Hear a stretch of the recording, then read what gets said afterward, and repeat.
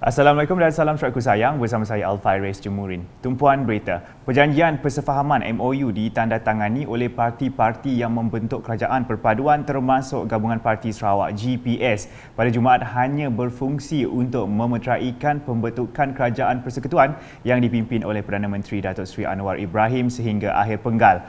Ketua Setiausaha Politik kepada Premier Sarawak Fazruddin Abdul Rahman berkata MOU itu antara lain bertujuan untuk menggariskan komitmen pihak-pihak yang membentuk kerajaan perpaduan untuk melindungi perlembagaan persekutuan, rukun negara, pengasingan kuasa, tadbir urus yang baik serta persamaan taraf antara Semenanjung Malaysia, Sarawak dan Sabah. Pada masa sama katanya, ia memastikan kerajaan perpaduan yang dibentuk akan stabil kerana parti-parti dalam kerajaan terikat untuk menyokong Perdana Menteri dalam meluluskan rang undang-undang di Parlimen.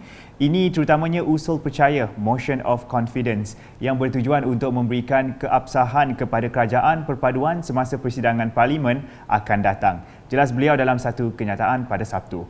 Ujarnya dengan keabsahan yang dibuktikan ia membolehkan kerajaan perpaduan menumpukan perhatian kepada dasar untuk memulihkan ekonomi serta memastikan kebajikan rakyat ketika Malaysia menghadapi ketidaktentuan ekonomi seperti negara lain di seluruh dunia. Mengulas sama ada GPS hilang status berkecuali independence dengan MOU, Fazruddin yang juga ahli Dewan Undangan Negeri Adun Tupong mengulangi bahawa perjanjian yang ditandatangani adalah bertujuan untuk memastikan kerajaan persekutuan yang stabil. Katanya GPS masih GPS dan ia bukan sebahagian daripada Pakatan Harapan PH. Dalam hal ini, beliau menegaskan pada bila-bila masa apabila hak Sarawak dicabar atau statusnya dipersoalkan dan apabila Sarawak tidak diberikan haknya, GPS berhak menarik sokongannya kepada kerajaan perpaduan. Ahli Majlis Tertinggi Parti Persatuan Bumi Putera Bersatu PBB itu juga meminta semua pihak mesti mengiktiraf sokongan yang diberikan oleh Perdana Menteri dalam mengetengahkan perkara yang tidak dapat diselesaikan berkaitan Perjanjian Malaysia 1963 MA63 untuk Sarawak dan Sabah. Selanjutnya, Persatuan Pandu Puteri Malaysia Cawangan Sarawak menyerahkan sebanyak 285 unit kemah bencana kepada pihak Jabatan Bomber dan Penyelamat Malaysia JBPM Negeri Sarawak. Kemah bencana ini telah disumbangkan oleh pihak Temasek Foundation International kepada Persatuan Pandu Puteri Malaysia untuk urusan pengagihan dan kegunaan semasa berlakunya bencana alam.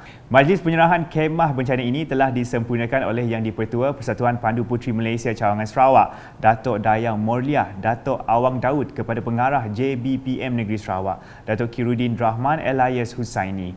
Menurut Datuk Khairuddin, sumbangan seumpama ini amat diperlukan untuk memastikan keselesaan mangsa-mangsa bencana pada tahap yang minimum. Sumbangan ramai masyarakat komuniti adalah amat dialu-alukan untuk kita pastikan bahawa meletakkan mangsa-mangsa ini dalam keselesaan minimum. Kita tak boleh kata keselesaan yang betul, tapi keselesaan yang minimum. Dan dalam adanya kemah ini, kita nampak bahawa banyak elemen-elemen tentang privacy, tentang keselesaan mangsa wanita, anak-anak mereka lebih rasa selamatlah pada ini, dan juga aktiviti itu mereka lebih kata orang mudah, mereka selesa lah. Dan ini bukan satu inisiatif yang cukup baik, dan saya juga mengalu-alukan sekiranya penyumbang-penyumbang lain syarikat-syarikat besar di bawah program CSR mereka bekerjasama dengan kita lah. Beliau berkata demikian ketika ditemui wartawan selepas sesi penyerahan kemah bencana di Ibu Pejabat Persatuan Pandu Puteri Malaysia Cawangan Sarawak, Jalan Batu Lintang, Kuching pada Sabtu. Sementara itu, Datuk Dayang Morliah turut berharap agar kerjasama yang jitu dapat diteruskan dalam pengurusan pelbagai aktiviti yang akan dianjurkan oleh Persatuan Pandu Puteri Malaysia Cawangan Sarawak di masa-masa akan datang. Kepergemangan di Daro, sempena cuti panjang persekolahan, Persatuan Kebajikan Islam Perubatan Perkip Cawangan Daro mengambil peluang menganjurkan program sunat beramai-ramai untuk kanak-kanak di Daro. Dianjurkan bersama dengan Persatuan Penolong Pegawai Perubatan Hospital Daro. Dianjurkan bersama dengan Persatuan Penolong Pegawai Perubatan Hospital Daro, program Sunaton 2022 itu disertai seramai 150 kanak-kanak yang telah bermula pada 12 hingga 16 Disember 2022 bertempat di Hospital Daro. Adun Daro Safi Ahmad tidak ketinggalan menjenguk program itu pada Khamis selain menyampaikan sumbangan RM5,000 kepada Perkip Cawangan Daro bagi membantu melaksanakan program tersebut. Menurutnya, program ini sangat memberi manfaat kepada ibu bapa yang membawa anak mereka berkatan semasa musim cuti persekolahan. Tambah beliau, penganjuran program itu amat bertepatan pada masanya berdasarkan kepada sambutan menggalakkan dari ibu bapa serta anak-anak yang hadir. Safi'i kemudiannya merasmikan projek transformasi luar bandar RTP naik taraf jalan-jalan dalam Kampung Tengah, Daro yang telah siap sepenuhnya pada November lepas.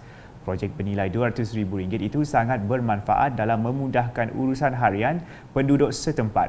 Pada majlis sama, Safi'i turut berkesempatan menyerahkan sumbangan 4 unit kipas dinding kepada Surau Darul Mukmin, Kampung Tengah. Manakala di Mukah dengan adun telian, Royston Valentine menyatakan komitmen untuk membantu menyalurkan geran kepada jawatankuasa ahli Lembaga Pelawat Hospital Mukah pada tahun 2023 bagi tujuan menambah baik kemudahan dan peralatan di hospital tersebut. Menurut Royston, beberapa kemudahan dan peralatan sedia ada perlu ditukar serta ditambah untuk melancarkan kerja-kerja di mahmal berkenaan. Katanya beliau tidak dapat menyalurkan peruntukan itu pada tahun ini memandangkan geran tahunan 2022 sudah dibelanjakan sepenuhnya. Beliau berkata demikian pada majlis ringkas penyerahan kerusi malas dan alat pengukur tekanan darah kepada unit perkhidmatan tabung darah Hospital Mukah dikendalikan oleh Persatuan Pemulihan Hayat pada Jumaat. Royston kemudiannya mengadakan lawatan ke bilik mahmal hospital setelah selesai penyerahan sumbangan. Beralih dengan laporan di Miri, pengembaraan peserta ekspedisi Sarawak International 4x4 Jamboree 2022 yang bermula dari 13 hingga 16 Disember melaburkan tirainya dengan majlis makan malam apresiasi di Eastwood Valley Golf and Country Club, Miri pada Jumaat. Datuk Bandaraya Miri Adam Yi Siu Sang berkata perjalanan lebih kurang 500 km merentasi daerah Miri, Beluru dan Telang Usan itu pastinya sangat mencabar namun memuaskan hati para peserta. Congratulations to all the participants of this 5th Sarawak International 4x4 Jamboree and to all of our visitors from Sabah, Semenanjung Malaysia, Brunei Darussalam, Singapore, Indonesia, Canada, Germany and Hungary, and the media team from all over the world. Do not hesitate to share your experience to the world and put Sarawak on the world travel adventure tourism map. Berucap mewakili Timbalan Menteri Pelancongan Industri Kreatif dan Seni Persembahan 1, Datuk Sebastian Ting Chiu Yu dalam majlis itu, beliau yang juga adun pujud menambah Sarawak kaya dengan warisan sejarah, semenjadi dan budaya yang unik termasuk di wilayah utara negeri ini. Sarawak has a lot to offer with its wealth of unique historical, natural and cultural heritage.